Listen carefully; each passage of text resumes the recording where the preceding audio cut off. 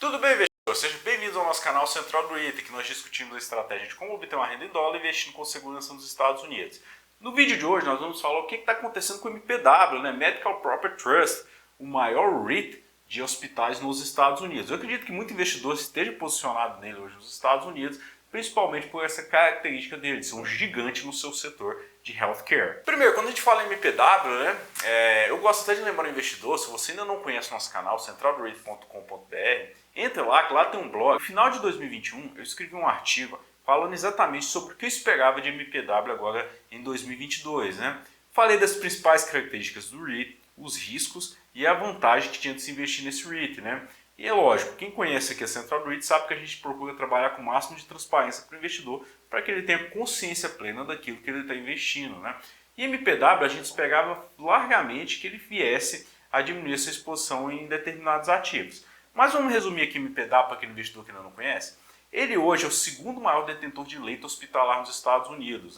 Ele tem ali uma quantidade enorme de hospitais, com cerca de 237 hospitais nos Estados Unidos, 191 hospitais na Europa, tem ali uma posição também na Austrália e acabou de fazer uma aquisição no final de 2021 de 3 hospitais na Colômbia. Quando a gente fala na base da sua receita, a gente vê que 59% da sua receita ainda é oriunda dos Estados Unidos, e uma parte pequena ali, 22% ali é oriunda do Reino Unido e o demais ali das outras regiões. Então, querendo ou não, a gente está falando de um REIT que ele tem uma posição muito grande ainda dentro dos Estados Unidos. E é isso que vai mais pesar aqui para nós dentro da nossa análise. Se você quiser investir hoje nos Estados Unidos em um REIT que seja puramente hospitais, a única opção que a gente tem é MPW. A gente tem outros REITs como o Welltower, HealthPeak, que eles têm também uma posição ali em hospitais, mas unicamente dentro desse setor a gente vai ter MPW. Ele é um REIT que ele vinha com a proposta de crescimento.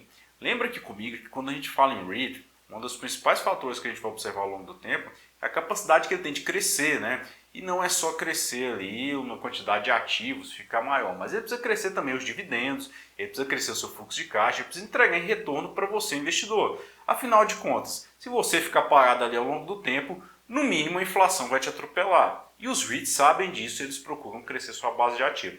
Quando a gente olha para o MPW, vê que é um REIT que ele saiu ali de cerca de 4 bilhões de ativos que ele tinha ali em 2012 para mais de 21 bilhões agora em 2022. Mas, de novo, nesses 10 anos a gente viu que ele teve um crescimento muito forte ali na quantidade de hospitais que ele possui. Mas isso não necessariamente quer dizer que é retorno, tá? A gente tem que analisar outros fatores aqui. E o principal dele é dívida, Não adianta um REIT comprar um monte de imóvel, não adianta você sair comprando a cidade toda se você está se endividando, Às vezes vai chegar um ponto ali que o banco vai acabar tomando seus imóveis. Mas não é o caso aqui de MPW ainda, tá? MPW hoje, querendo ou não, uma das vantagens que ele tem é que grande parte das suas dívidas são a taxas fixas, Diferente do que acontecia com os REITs ali em 2008, onde eles trabalhavam muito com taxa variável, e taxa variável, em momento de aumento de taxa de juros, em aumento de inflação, o REIT ou qualquer empresa vai sofrer muito porque as taxas de juros vão subir ali, e é lógico, as suas hipotecas sobem junto. No caso de MPW, não. Grande parte dos seus ativos ainda estão em taxa fixa. Mas, de novo, para oferir todo esse crescimento que ele teve ali entre 2012 e 2022, ele precisou contrair dívida. E só a dívida total saiu ali de cerca de 3 bilhões para cerca de 11 bilhões agora em 2022. Porque a gente observa ali que hoje cerca de metade de seus ativos ali estão sendo financiados por dívidas. Mas, novamente, dívida é um problema? Não necessariamente, A gente precisa olhar a estrutura da dívida, a gente precisa olhar como que essa dívida está sendo feita, se a capacidade de geração de renda dessa dívida é maior do que até o próprio custo da dívida. São vários fatores que a gente precisa analisar aqui. Mas o que eu quero trazer para você aqui nesse gráfico agora é que a gente vê a dívida em roxo e o EBITDA em laranja. O EBITDA é uma das métricas que a gente usa para medir o fluxo de caixa ali de qualquer empresa, o REIT também, a gente pode usar o EBITDA ali. O que a gente vê em roxo é que a dívida sobe muito, mas o EBITDA não vem acompanhando. Nos últimos 10 anos a gente vê que a dívida subiu ali cerca de 1000%, enquanto o EBITDA subiu cerca de 723%. Em resumo, a dívida subiu a uma velocidade maior do que a capacidade de geração de fluxo de caixa do REIT. E isso, quando a gente fala em um ativo, é um risco que a gente está olhando aqui. E risco é um dos fatores que a gente sempre comenta aqui com vocês, que é renda em dólar, mas é renda em dólar com segurança. Então, esse é um dos principais fatores aqui que a gente olha de segurança no REIT. E de novo, o dívida EBITDA desse REIT chegou ali na casa de 8 vezes, e para reduzir essa dívida EBITDA, o REIT tem diversas opções. Entre elas, ele pode ali vender os seus imóveis, Quando você vende um imóvel, você reduz a sua dívida ali. Falei inclusive no REIT chamado SL Green, né, que ele vem também com esse propósito de reduzir ali a quantidade da sua dívida, principalmente através da venda dos imóveis. E por que o REIT opta nesse exato momento por vender os seus imóveis? Por diversos fatores. Primeiro deles, refinanciar essa dívida está muito caro, a taxa de juros nos Estados Unidos está subindo. Usar o caixa para pagar essa dívida é muito complicado, porque o REIT pode ficar sem liquidez. E aí entra em risco o pagamento do dividendo nosso, né? Então o REIT sempre tende a manter ali uma quantidade elevada no seu caixa para isso. E aí o REIT vai partir para quê? Para vender imóveis, né? Agora no começo de 2022, esse REIT vendeu 1,3 bilhões de ativos que ele tinha em Massachusetts para a Macquarie. E a Macquarie, ela também faz parte do MPW. Então é uma joint venture em que a MPW ele é proprietário de 50%. Basicamente ali o que o REIT fez foi tirar de uma mão e colocar na outra, né? Mas querendo ou não, essa quantidade aqui de vendas dele foi usado largamente para poder reduzir a sua dívida. E não só reduzir a dívida. Quando a gente olha para um REIT, a gente aqui da Central REIT faz essa análise aqui para vocês, a gente olha a segurança que tem no dividendo que está sendo gerado. Afinal de contas, né? O seu dividendo não surgiu do nada. Ele surgiu do REIT, que administra os imóveis e que é lógico, né? Um inquilino em algum momento pagou aquele aluguel ali. E esses inquilinos é uma das fontes que a gente tem de segurança ou de risco ao se investir em um REIT. No caso de MPW, ele tem uma exposição muito grande, um inquilino chamado Stewart, né? Era cerca de 50% ali há 2 anos atrás, hoje ele já vem reduzindo. Então ele aproveitou essa necessidade que ele tinha de reduzir as suas dívidas para vender os seus imóveis que ele tinha do inquilino chamado Stewart. Assim, ele reduziria a exposição a esse inquilino ao mesmo tempo em que ele reduziria sua dívida. E isso era o que a gente sempre estava pensando aqui, que seria a proposta de MPW para o ano de 2022. Mas o mercado acabou pegando ele ali no contrapé com o aumento de taxa de juros nos Estados Unidos. Eu quero colocar essa imagem aqui do lado, porque muitas vezes o investidor ele se apega muito ali ao Investor Presentation, né, que é a apresentação do investidor do REIT. E nada contra, ela é uma grande fonte de dados para nós, mas ela não pode ser a única, né? Se você olhar aqui nessa imagem, dá a impressão que o maior inquilino de MPW é a Circle, com 12%, e a gente vai vendo ali os outros inquilinos ali com diversas outras porcentagens. Só que o MPW, sabiamente, ele faz o quê? Ele distribui Stewart pelos seus imóveis ali por região. Então, Stewart em Utah, Stewart em Massachusetts, mas é tudo Stewart, né? Então, isso dá aquela impressão para quem dá só uma passada de olho, como se o REIT tivesse bem distribuído a sua base de inquilino. Mas quando a gente pega aqui no balanço, é isso que está mostrando aqui na imagem para você, você vê que mais de 30% da sua base de receita vem desse inquilino chamado Stewart, né? E não só isso, o que mais preocupa a gente é que quando a gente olha ele comparado 2021 com 2022, a gente vê que a gente não está tendo uma redução muito grande na base de receita e na exposição que o REIT acaba tendo esse inquilino. E Stewart é um complicador nesse fator aqui para nós, porque Stewart é uma empresa de capital fechada, a gente não consegue ter acesso ao seu balanço. A gente não sabe se essa empresa tem capacidade de pagamento dos seus aluguéis. A gente sabe, porém, que o setor hospitalar nos Estados Unidos ele vem passando por diversos problemas, né? Uma das empresas, um dos inquilinos de MPW, que chama Pipeline Healthcare, entrou com pedido de falência agora em 2022, agora no terceiro trimestre. Isso por quê? Porque o custo da mão de obra nos Estados Unidos, principalmente do serviço de healthcare, né, enfermagem e médico, aumentou muito. Se estima ali que seja o dobro da média da inflação de serviços comparado com o resto dos outros setores.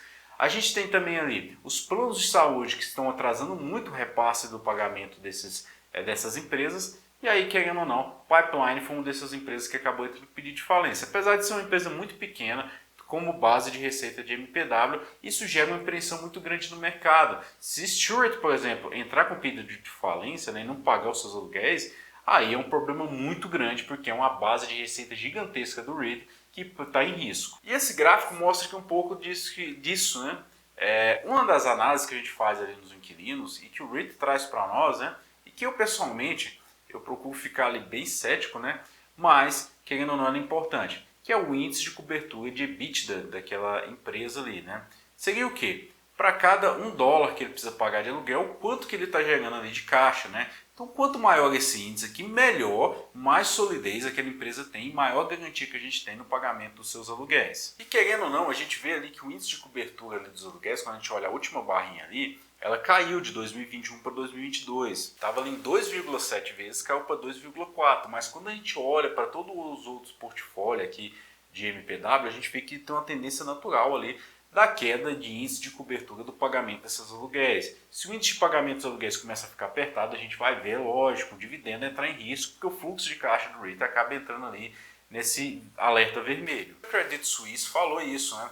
Que um dos pontos de maior preocupação aqui desse banco é na capacidade de pagamento dos aluguéis ali de seus inquilinos. E aí isso vai comprometer ali a capacidade do REIT de gerar receita. E é lógico, principalmente nesse ambiente que a gente tem, de pagar a sua dívida e reduzir a sua alavancagem. Quando a gente fala em investir em REIT, a gente espera crescimento no longo prazo, né? O REIT precisa crescer para entregar retorno para nós. Se o REIT tem uma perspectiva de crescimento muito baixo, a gente vai exigir muito mais do dividendo, e aí a gente vai querer um dividend yield elevado para poder investir nesse REIT.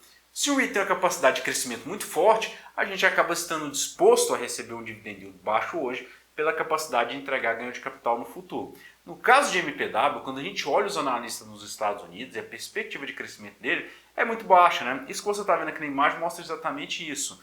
Que ele tem uma perspectiva de CAGR, né, que seria ali a média de crescimento anualizado nos próximos 4 anos, que seria de 1,6%, o que é extremamente baixo para o modelo americano, tá? Então, se ele conseguir entregar esse crescimento de dividendo aqui na casa de 1,6%, ainda que a inflação dos Estados Unidos se estabilize na casa de 2%, está abaixo da média. E aí, de novo, a gente vai exigir muito mais do dividend yield do que propriamente no ganho de capital. E com isso, a gente vê a cotação de MPW despencando. Ela caiu cerca de 50% agora no ano de 2022, tá ali, no momento que eu faço o vídeo aqui para vocês, está cotado ali na casa de 10 dólares, 10, 11 dólares, né? Está próximo da mínima ali dele da última década, que foi em 2016. Né? Então a gente vê que o REIT se valorizou muito, mas agora ele despenca muito, exatamente porque agora o mercado começa a exigir no dividend yield dele. E quando a gente olha o dividend yield, esse gráfico que você está vendo aqui, você vê que a média dele nos últimos 10 anos foi na casa de 6%. E agora ele já está na máxima dele, né? Algo que ele não atingiu nem durante a pandemia ali, né? Que a gente esperava inclusive ali que os hospitais, né, teriam um custo muito alto e é lógico que o REIT fosse sofrer. Mas agora a gente vê que ele descolou muito da média do mercado, inclusive da sua própria média, com o dividend yield ali quase na casa de 11%, que é extraordinário, assim, é muito alto para o modelo americano. A gente fala em crescimento de dividendo, né? Isso que você está vendo aqui no gráfico é o crescimento do dividendo. A gente vê que ele vem crescendo na última década. Cresceu 45% e cresce com uma escadinha, né? E por que o mercado está apreensivo com o MPW? Porque essa capacidade de crescimento de dividendo dele está comprometida, porque se seu fluxo de caixa não crescer, principalmente através do FFO, seu dividendo não cresce. E não é só isso, né? Se os seus inquilinos, principalmente a Stewart, a Prospect, a Circle, cortar o seu pagamento em algum momento, a gente espera uma queda nesses dividendos. E o mercado ele é extremamente ansioso. Né? O mercado ele tenta prever esses movimentos aqui e vender antes ou comprar antes. Nesse caso aqui, o mercado está vendendo muito antes MPW. Quando a gente olha esse gráfico aqui em barras, ele mostra ali os últimos 3 anos, né? A quantidade de analistas nos Estados Unidos recomendando compra em verde e a quantidade de analistas recomendando manutenção ali em laranja. A gente vê que a quantidade de analistas recomendando compra caiu muito, né? Hoje são só cerca de 30% de analistas recomendando compra e mais de metade recomendando ali a manutenção do ativo, ou seja, não estou recomendando que você compre mais esse ativo. Esse vídeo aqui não é recomendação de compra nem de venda, eu estou mostrando exatamente o comportamento do mercado hoje. Querendo ou não, hoje ele tem um PFFO de 5 vezes, é o menor do seu histórico ali, né, que a gente consegue ter acesso. Por quê? Porque o seu FFO subiu ao longo do tempo, mas o seu preço está nas mínimas, ali, quase que nas mínimas históricas. Né? Com isso, o seu PFFO, que é uma das métricas de fazer valuation aqui que a gente usa, ele acaba caindo bastante. Querendo ou não, hoje a MPW tem uma autorização de 500 milhões de recompra de ações. Né? O MPW ele tem esse programa, ou seja, ele tem um ano para fazer essa recompra de ações.